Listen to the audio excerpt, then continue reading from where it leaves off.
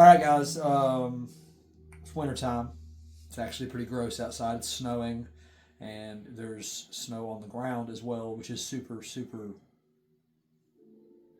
What word can I use to be politically correct? Not okay with me. Snow's not okay with me. December's not okay with me. That's how I feel. But this is the time of year we get a lot of engine builds. We get a lot of engines in to diagnose. Maybe they've had a problem all year long and you can't figure out why. Maybe you want to take it apart before it takes itself apart and see what's going on. Maybe you just want to refresh it. Maybe it's a race car. I don't know. So we do all those things here. One of the things that I do is it's just kind of happens, I guess. Whenever we're doing one of these things, we just kind of there's certain things you just check, and one of them is the flatness of the block and the head. This specific customer was having little overheating issues off and on. It's a sleeve K24. That is a PRB head. Yep, PRB head. Turbo car, all-wheel drive, making 7 to 900. I don't remember, but it's somewhere in there. He can't drive anyway. Sorry, Mitchell. So anyway, what we're going to do is we are going to check for straightness. This is not just a stick of metal. This is a straight edge. I don't remember where I got this thing at. I think I got it from maybe Summit, maybe Jegs, maybe. I don't know. I don't know where I got it at, but it is a machinist straight edge. So I need this. No, you can't really use random pieces of metal you find laying around. I'm also using feeler gauges. My 1.5 has been used so many times for this. It's got a little bend in it, but she says she likes that. So anyway, so what we're going to do, what we're looking for, guys, is we're looking to lay this thing down. I don't know if Josh needs to move around to see this, but long ways, sideways, come back over here. Basically, what we're looking for, let me see how it's laying, guys. We are looking to check and make sure that it's flat. We're kind of getting a relative idea of where all this stuff is, and so what we're doing is we're gonna check all along this line. I've got the feeler gauge I have. I don't think you can see it. It's a 1.5, so it's a .0015 for you guys that are numerically challenged. It is, I believe, the smallest that this feeler gauge set comes with. So basically, we're going to hold this guy down nice and flat, and we're going to do this. Now, before we actually start doing this, we want to make sure that there's not any high edges, like there's not dirt on this ledge right here, or dirt out here, or grease. Like, you want to clean it. You know, I've hit this thing with acetone beforehand. This was an O-ringed block, so I pulled the O-rings out. The copper O-rings that were in it. So basically, all we're going to do is we're going to run this. We can do this really quick. We're going to run the feeler gauge just like that. Typically, they like to blow head gaskets down the middle, so that's usually the first part I check. Bam, bam, bam. Nobody's going in. I'm going to check it crossways this way. Same thing over here. Like this part actually isn't covered by the head, so you may want to make sure you don't, have a spot out here that's high and it'll give you a false reading. But bam, bam, bam. See, we're trying to get it in there. We're pushing it down. We're actually trying. Then we're going to do it this way. Same deal. And we're looking, too, on the outside of the sleeve surface to see if, I don't know if you guys, let me set this thing down.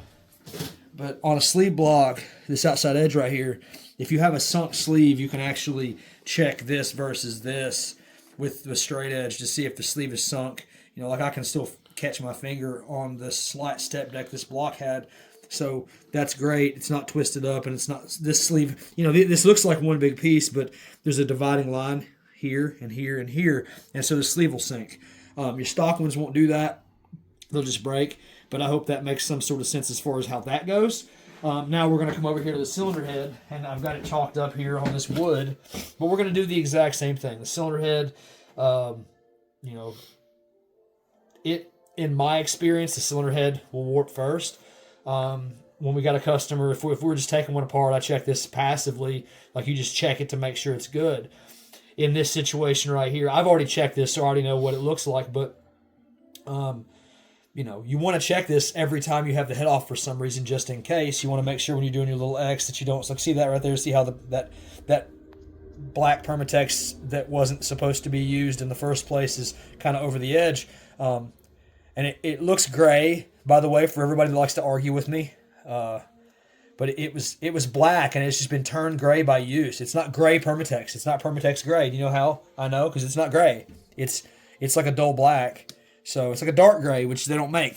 So anyway, we're going to do the exact same thing. We're going to set this up here. We're going to take our 1.5. See how that happened? Slides over under pretty easy. Starts 2 there. Nothing there. Nothing there. And really, we don't have to keep checking. We don't have to keep checking because we already need to have it cut. Like, this whole side is low. See this, guys? And I've checked it to make sure like that is warped the whole way. So basically the same deal. Checker here. Checker here. Make sure you don't lay it like if I did this way and I let it overhang, it's going to hit my hose. This way right here, I'm going to be careful not to, it's not rocket science. So the head just needs decked. And, you can take your feeler gauge and figure out how far it is warped, and which we're going to do here in a minute. We'll just keep rolling through these. Probably won't do this for the video length on that, but I think Honda's spec for head warping is 4. I'm pretty sure this is their allowable amount. And it doesn't, that's the 4.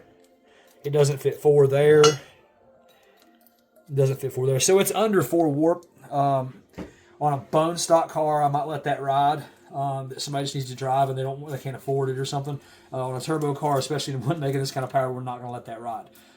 It could be something to do with why he was having overheating issues. We could be putting some added pressure in the cooling system and pushing out some of the water. Who knows? But we're going to have this head decked, and I just want to show you guys how we do that, like what we do to check, and kind of why we check and why it's important to check. So anyway, pull your O-rings out, check your block deck, check your head deck, feeler gauge, straight edge. I think these things are only like $30 from Summit or something like that. So like, if you build your own engine, you should always have one. It's just nice to have. So buy it before you need it, and then you'll never have to worry. So, all right, guys, God bless you. Y'all have a good day in the snow.